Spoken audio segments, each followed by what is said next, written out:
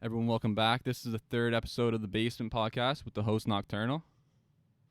And tonight we got someone, a special Hamilton creative director, entrepreneur, a guy that's founded his own creative studio. And man, this shit looks solid too. Like it looks good. We got Quinton Teodori here. Is that right? That's right. You pronounced my last name right. Okay. Yeah. What's your background, bro? I'm Italian. You're Italian, okay. Yeah. For some reason, I thought it was Japanese. Oh, that's. I mean, like the I with nothing else at the end, just the O-R-I. It could look kind of Japanese, but no, I'm Italian. It looks Japanese, and then like I see you like on Instagram with like in Tokyo. Yeah, all these I spots. guess that would throw you off. I'm like, all right, did this guy have like a parent that's from there? Is he adopted or some shit? Like I don't know, but like I'm pretty Aryan looking. Yeah. Not gonna lie. But I first saw you like we just talked about, the Omni's pop-up shop, a couple Saturdays ago. Yeah. How'd that go? Oh, it was fantastic. I've been doing a lot of pop-ups with Omnis. They're good friends of mine. Actually, when I was hosting the big pop-ups and we'd have other brands on, like under me, be like Family Fortune and Friends kind of thing, they actually started at one of my pop-ups. They started at one of yours? Yeah, their first pop-up was at one of my pop-ups. Then we did I think maybe one more after that, and then they finally decided it gave them the momentum to open up a store, and now they're on their second store. And then they don't have two locations; they have one location, but they updated, and it's a gorgeous store. It's fantastic. So you're the vet then when it comes to this shit. Yeah, huh? yeah. I've been doing it for a while. So how long you been doing it for? The brand turned 6 in March. 2014. 2014, right? Oh yeah, since 2014. Yeah, that's fine. Yeah. How'd the Saturday pop-up go? A couple Saturdays ago, was it nice? It was fantastic. Yeah, it was. I kind of know how these things go now. Yeah. So I'm not really worried about like, are people gonna show up? Are people gonna buy things? Like I always have good deals. I always have a good selection. I sold out of pretty much everything I had. I made a few online sales after I put all my my remaining inventory online, but it went fantastic. And I honestly it's kind of got to the point where they all just go fantastic. And like unless I do something really risky, but like honestly like they're pretty consistent. Yeah. So like man, that's crazy. Like how I love how like Hamilton kids and shit are supporting like their local like designers or people that open their own businesses here, man. Yeah, that's fantastic. Like that's the best. Are you mostly through pop-up and online? Yeah, okay, definitely. So you don't have your own little store, not yet, at least, right? I've retailed a lot of my stuff in other stores. Most recently was O's Clothes, which just closed down. They were on James Street. Wait, that was yours? It wasn't my shop, but it was like I did have a selection of stuff in there. Honestly, most of my business comes through the pop-ups. Those are the best for me. And for people who don't make it the pop-ups, my online store is available. And that works for me. I'd love to have retailers, but right now, like I'm making do with what I have, and things are going good. True. So how did you start to get that fan base? Like, did you start designing clothes in 2014, or was it way before that? No. How old are you? I'm 24 right now. Okay. So I'm just about to turn 24. Oh, nice. Let's get it. April 30th. Yeah, nice. It's a fun story. So like back in grade 9, me and my buddy, like we started a clothing brand. I'm a creative individual. He's more of like a money math guy, logistics kind of guy. So the right brain, left brain came together, and we started something good. The brand was called Case Unlimited. I can't say it was. It's still a fit, like an entity. It still exists. Yeah. We took it really seriously. We got a trademark. I was 15 at the time. And that was in Burlington. And then when I moved to Hamilton, he stayed Burlington. We continued the brand for a bit until grade 12, when I had a realization where like I could do the same thing and better with full creative control. So then I started Family Fortune. And then since then, we decided that he'd take Case, I'd take Family Fortune, and we just worked from there. And almost 6 years later, he's back working with me with new skills that he's developed, new logistics skills. He's learned how to do like Google AdWords, which is such a valuable skill right now. He just knows all those little logistics. What is Google AdWords? Google AdWords. Okay, basically, when you see any advertisement online, on YouTube, whatever, some genius that a company has hired to do advertisement has worked that out, has made that happen. So that's basically what he does, and he's pretty good at it. We have advertisement campaigns every once in a while, maybe when we're releasing a new collection, or whenever you search something on Google and you see like a little ad, it says ad and then it shows like the website, like that's what I'm talking about. Okay. So All right. So so like right, basically, right top center. exactly, yeah. So so depending on how much money you put into those advertisements, you can get more coverage, and Google's obviously everyone knows Google's super intrusive. So by advertising to people, you also collect their data, so you can develop who your target audience is. And so basically through AdWords, you can learn these things, and it's very valuable for big companies or any company it's valuable for. My guy's kicking game right now. Eh? He's kicking fucking game right now. Tell me about a little bit about your like your upbringing and stuff like that. Like, where did you grow up? You grew up in I grew up Hamilton, in right? Burlington, then I moved to Hamilton in high school. How was that growing up? Were you always like kind of like a creative Yeah, person, or definitely. And my creativity was suffering in Burlington. It's not really a very creative friendly place, but it's a fine place to live if you have kids or you're rich. But like I went to yeah, are there any bars down there and shit, like clubs like that, or no? it's a downtown, but like it's not a like I'm not really a club guy. But if I was, like, I wouldn't be going to Burlington to club. Like there's no club scene there in my opinion. Like you got to go to at least Hamilton, or if you're in the Southern Ontario, you got to go to Toronto if you want a club. Yeah, you gotta go Big Rebel or Roadie to Hess. Yeah, or that. So yeah. So what about Tokyo, man? Like I see you in Tokyo a lot, right? With the Instagram Yeah, pictures and all that. yeah. So what's good over there? What's not good over there, man? I've Tokyo's never been. fantastic. It's That's a big spot for yeah, fashion yeah, it is. and design. Yeah. Like shit's massive. They got their own little like culture over there and everything like that. But in terms of fashion, man, like that's always a spot. Like I always say ASAP Rocky and fucking Bari and all those like people go over there just for like even Virgil. I see them all Tokyo all the Yeah. time. It's an awesome place, and I didn't realize how much I need to go there until I started going there. And then it's not even just for fashion or inspiration for my own brand, but like I'll go out and I'll just be inspired by the things I see, or I'll just go and have some delicious food, or just see people, and like I'm slowly learning a bit more Japanese, so I can go back over and actually enjoy people more, and actually communicate and actually make better connections. When I was over there, I made a potential retailer. I made friends with one of the guys at Palace, and I'm kind of in the works of potentially sending some stuff over there just for the guys to skate in. But other than that, like not family fortune, not business related. I think where I was spending a lot of time in Shibuya. I was in mostly downtown Tokyo. The place is fantastic, and I went there on my own, and honestly, like, Oh, you just bought a ticket? bought a ticket, and just like for my birthday, just like I'll treat myself. So then like it's one of those things where like now like I feel like I'm my soul needs to go back there once a year just to get a breath of fresh air, because like it's just something I enjoy so much. So would you say that you've drawn like through your clothes and all that, you've drawn a lot of inspiration from Tokyo? Like, are there any similarities there with you and your like kind of design process and stuff, or no? I wouldn't personally say that it has a relevance to what my clothes look like.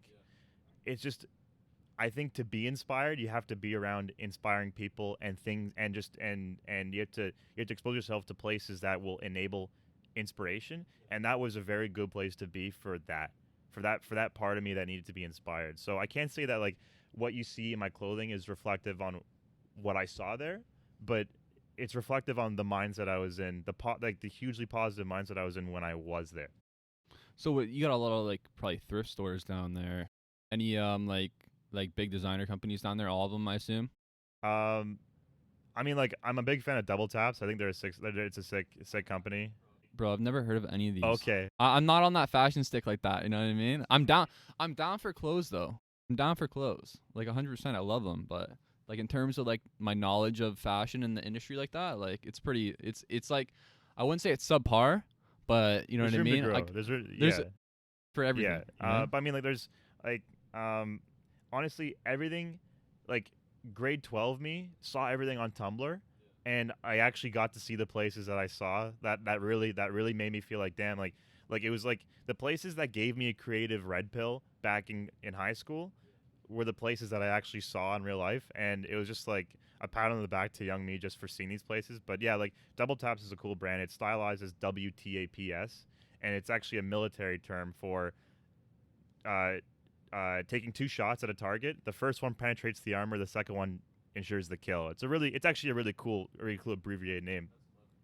But it's a very cool clothing brand. It's Japanese made, and I think the only place you can buy it in Ontario, maybe even in Canada, is Haven, which is in Toronto, and they carry just international brands that no one else can Yeah, carry. no, I've heard of them. Yeah.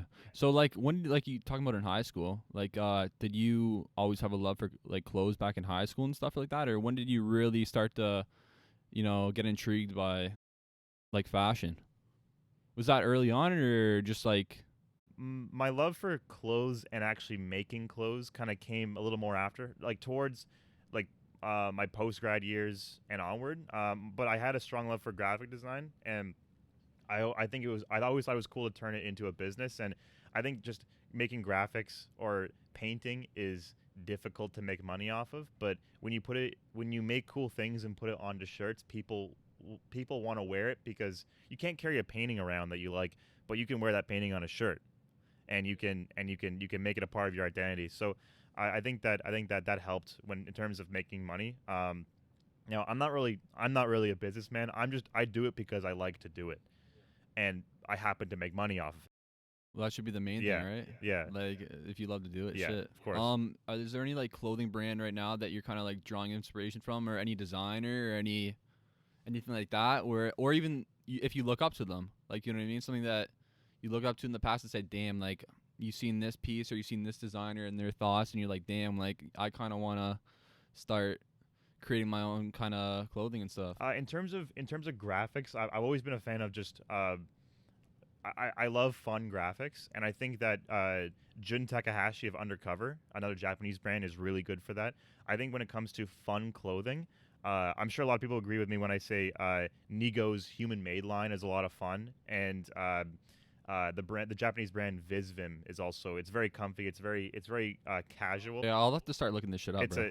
there's a lot of stuff. There's a lot of good stuff you're missing out on. Okay, But you're putting me on now, yeah, right? yeah, I hope so. And I'd say honestly, I'm in a transitionary period where I'm getting out of just blank tees with graphics on it, and I'm actually starting to do cut and sew, and I've actually found a lot of passion and a lot of fun How's in that. Kunso? It's a lot of work goes into so But little.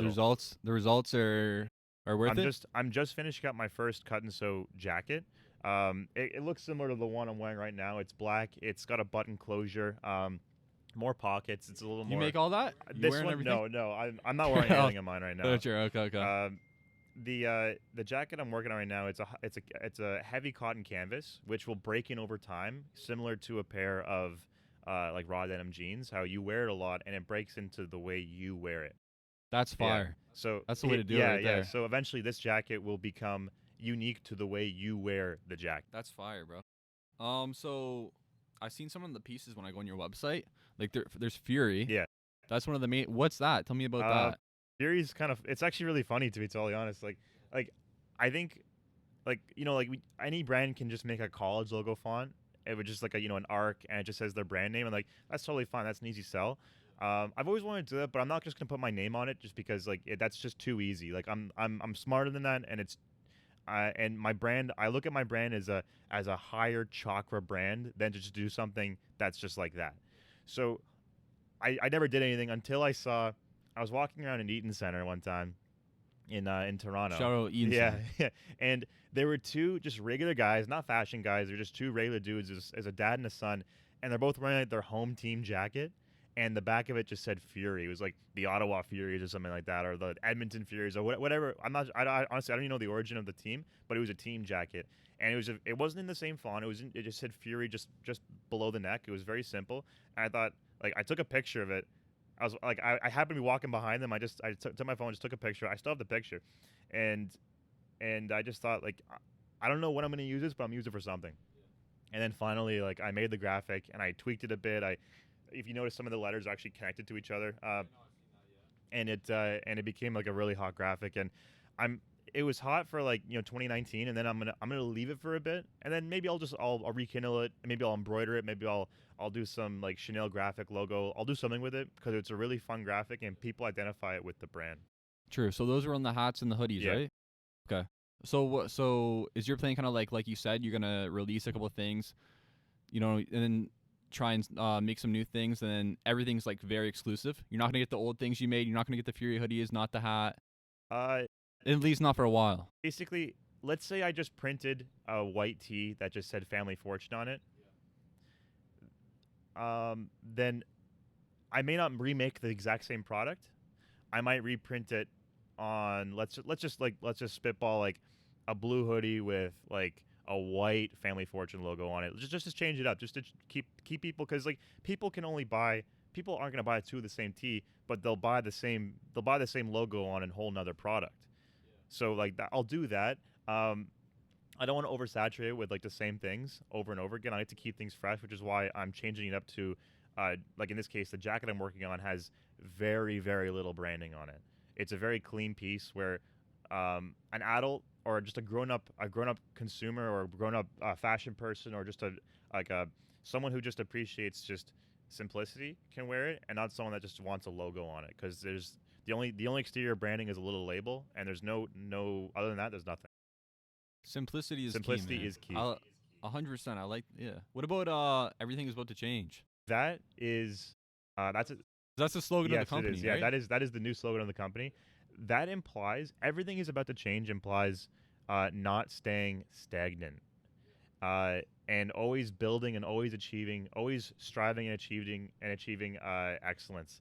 And it doesn't. I don't just mean that for my own brand. I mean that in other areas of my life. Like for instance, like I said, I'm trying to learn a new language right now, and that will make me a smarter person. Shout out to Rosetta Stone. Yeah.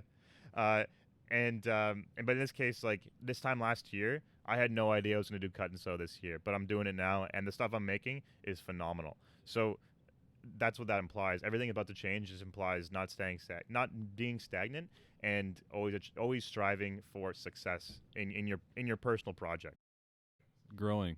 Okay, 100%. So you said that you started the company in 2014, right? How's that process been building it up to 2020 now?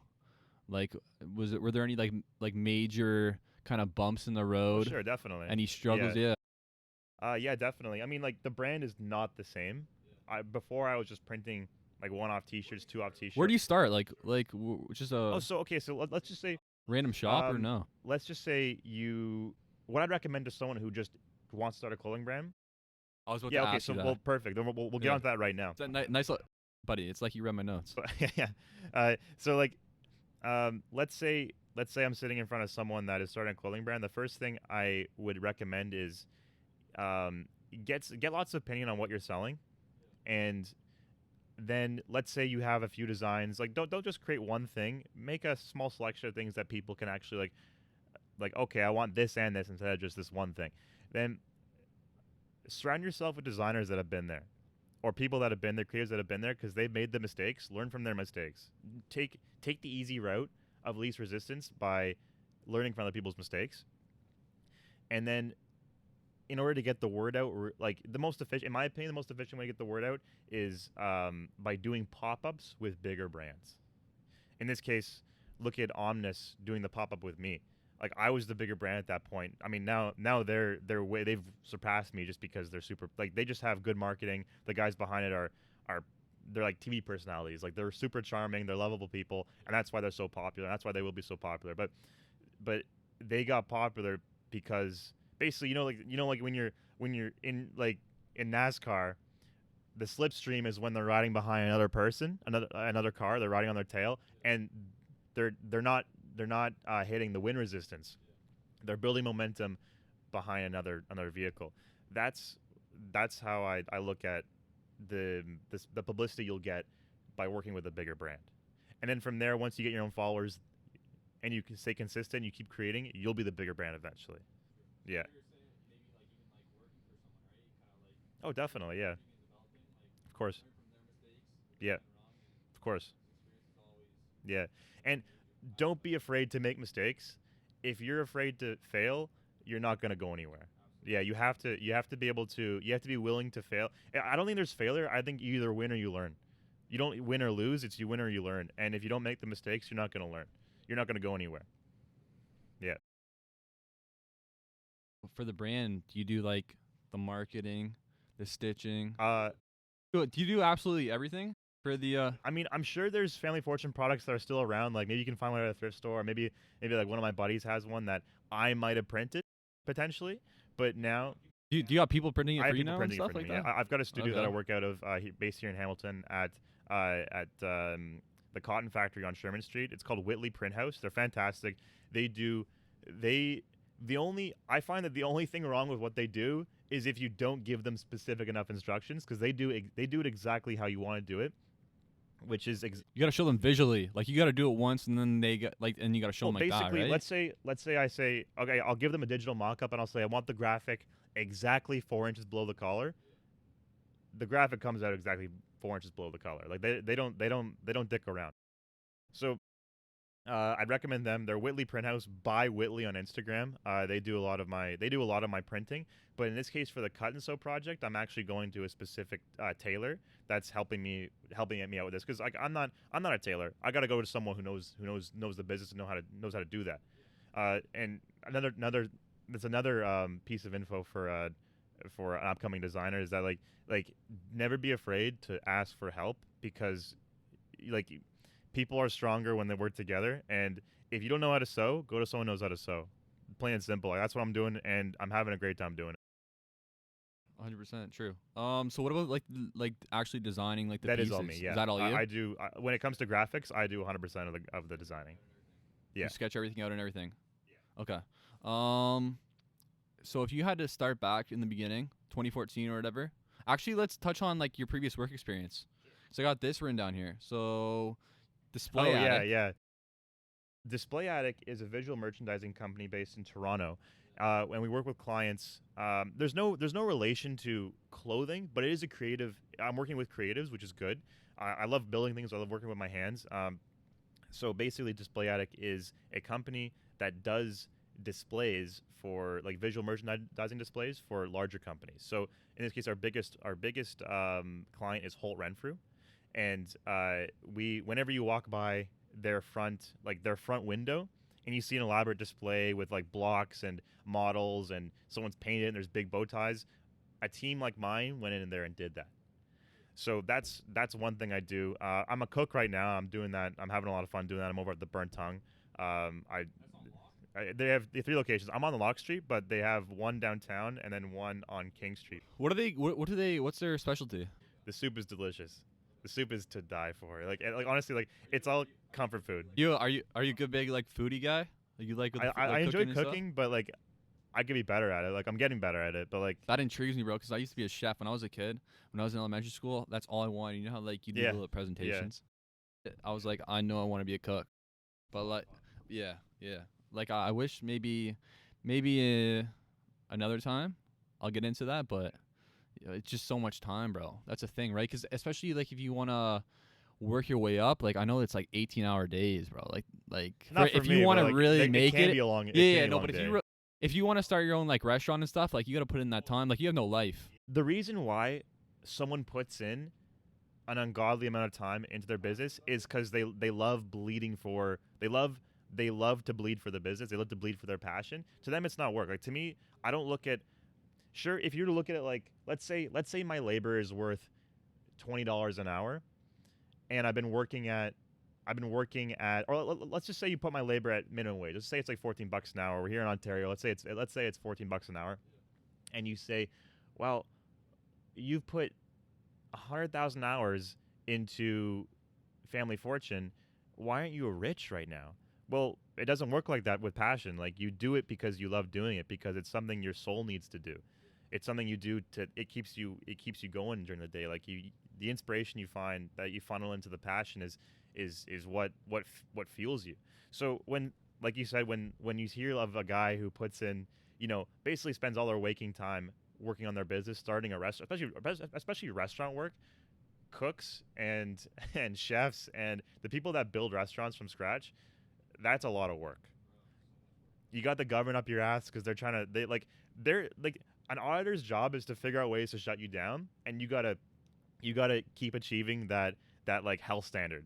So it's a lot of work. It's a lot of stress. People are on your ass constantly, and Even the food, if you want to keep the food up to a of certain course, yeah. standard. There's so many laws around food safety that you got to be so careful, and it's a lot of work. And for people that run like fancy restaurants and very popular, successful restaurants, they put their blood and sweat into that. And I got a lot of respect for 100%, people yeah. like that. What about Whitley? So Whitley is the print house that I work out of. I used to be, so they started as a big clothing brand called Halfwits. They're sold pretty much in every Zoomies in North America now. That used to be their main thing, their main gig. I started as an intern for them, and I got like, well, actually I kind of became like Facebook buddies with one of the guys, Mark Butterworth, who is one of the founders. And then he saw I was building my own brand. He said, "Hey, like, we see passion. Why don't you come on board and be our intern for a bit?" They didn't pay me, but like I had a lot of, again, like, it's not something that you can't equate it to money, because it's something you enjoy doing. You get gratification from doing it. They treat me well. Like, they've done a ton of parties. I love doing the pop-ups. Actually, where I learned to do pop-ups was from them. Is there a technique to doing that? The pop-ups? Walk me through, like, just like you're Sure. getting set up for Omni. It's like a lot Omnis easier pop-up. than people think. Like, I think people who've never done something like that think it's like you gotta know a million people and you gotta be rich. You really don't. When I do my pop-ups, the most simple way I can do it is find a space. It's easier. Like, there's a million websites, a million apps you can use to find spaces. Kijiji's a good one. Walk around, like, look for stores, look for storefronts that might, like an actual clothing storefront that might just want to host your brand for the day. It's super easy. That's just by knocking on the door, I guess, and Of course, saying, yeah, "Can exactly. I set up here?" And shit? Obviously, Yeah. like, they might demand, like, okay, well, if I allow you to take my store, I'm missing out on profits. So, like, they want a bit of cheddar out of it. So, like, offer them, okay, will you take $300 for the day? Will $300 cover the costs that normally you'd be making for the day? Okay, sure. Like it's gonna cost a bit, but it's not gonna cost like $2,000. It's gonna cost, like, for a local store or a local gallery, depending on where it is, it might cost you like if it's more than like $500, it'd be like, okay, I'd be surprised at that. But anyway, so the it costs a little bit of money, a little bit of like footwork. You gotta patrol a bit, looking for places, and then so then once I secure the spot, luckily I'm friends with Omnis, and they've been really good to me. It's fantastic. Yeah, they got a gorgeous store, and like I said, they're the fantastic guys. They're a lot of help. I pay them for the day, for the 8 hours. They do a little bit of advertising for me, and they've got like 18,000 followers. Like that, their advertising goes a long way. That's how you found me. It was through their advertising, and then then have some product. Like I said, like the more selection you have, the better. It helps if you have maybe like a little local DJ come in. Like, honestly, a lot of local DJs, yeah, Music like, have is like a little key, bro. atmosphere. Make it a party. Make an exclusive party that people can't miss out on. Atmosphere, yeah. Like 100%. I think when people know it's a party, that it's exclusive, they can come in. Don't put pressure on it being a sales event. Just bring people in, because if your brand's starting up, don't look at sales as, in my opinion, don't look at sales as the key. Look at publicity as the key. Make sure people have a good time with your brand, and once it's set in their brain that your brand equals fun time, you got them. And then honestly, from there on, once you do it one time, you can do it a million other times, and you can do it better every single time. So if you could go back, like back in 2014, is there anything that you would have done differently, you think, that could have put you in a better position today? Yeah, definitely. I'd develop a game plan, like a better game plan than just like, okay, at the time I was just releasing like one shirt at a time and maybe 2 different colorways, and that's fine. Like, people have always bought my graphics. Luckily, just after, I think, 2015, 2016 onward, I was working at a local clothing store in like downtown Hamilton called The Alley. Used to be Urban Alley, and they actually carried a bit of my stuff, so it helped working there. But for people who don't have that ability, I'd say, like, okay, in this case, at the time I didn't have that ability, I'd say look for a pop-up space as soon as you can, because pop-ups have been so good for just, getting, either moving product, getting new followers, making a bit of money. They're also a lot of fun too. Like, they're just so much fun talking. Like, I love it when people, like, new people come in, and like I get to meet new people, gain tons of followers. I sell some stuff. It's just a positive experience, and it just feels good. Like, it's just a good feeling you get from doing these things. I'd say, I wish, if I could tell myself, 18-year-old Quinton back in the day, like, yeah, do a pop-up as soon as you can. Find other brands or other people that want to do a pop-up with you. and I'd probably be years ahead of where I am now if I started doing that. But it is what it is. It's only 6 years, so it's not like I'm young. And it's only 6 years, so it's like I'm really not missing out on much. And but the good thing is I'm able to give that information away to new people, and yeah, that like I get gratification from knowing that someone else took my advice and like I said, He's in a better spot. exactly, yeah, they learn from my mistakes and they're in a better spot. Like I get gratification from doing that. That's good to me. Yeah. No, 100%. And okay, bro. One last thing. So, if you could, I know you touched on it kind of previously, but if you could give maybe 3 tips to anyone trying to, start their own clothing brand, business, their entrepreneur, anything like that, or any like Hamilton creative music, even everything kind of ties in. Just 3 general tips that you went through. And I know I'm putting your Oh ass man, on the I love spot. answering these questions. These are good. So 3 tips for someone starting off, and it could be anything, like just like starting off as in any sort of medium. I'd say have fun. If you can't have fun doing it for free, then you're probably not going to enjoy grinding to get paid at doing it. Like people can sense when you're passionate about something, and I think that's why I've gotten to where, like, to the success points that I've gotten to is because like people like being around passionate people. I love bleeding for my brand, and I don't mind doing it for free. I don't mind making like I do scavenger hunts every once in a while, and I just give free stuff away. But people have to find it. It's a game, but people have to find it. But it's free stuff. I'm not making any money off it, but I have fun doing it. So, do it. Don't be afraid to do it for free, because I think if you get good, if you have fun doing it for free, people will feel that, and eventually you'll start making money off of it, and that's obviously important because you're putting all your time into it. You gotta be able to support yourself. You gotta feed yourself. Again, I'd say get into pop-ups, associate with other people that are doing the same thing, and because that'll help publicity. And I think a really really important thing, a lot of people say this, but it's so important, is be the dumbest guy in the room. Like whatever you're doing, if you're the smartest person in the room, you're not going to go anywhere because like you're the byproduct of the 5 people you associate with most. If you're with stagnant people, you're going to be a stagnant person as well. Be the smallest guy in the room constantly, or be the least experienced, because you're only going to learn from these people that have been where you are and are more successful. My guy's kicking game right now. All right, Mr. Teodori. Thanks for having me, man. Appreciate you coming on, brother.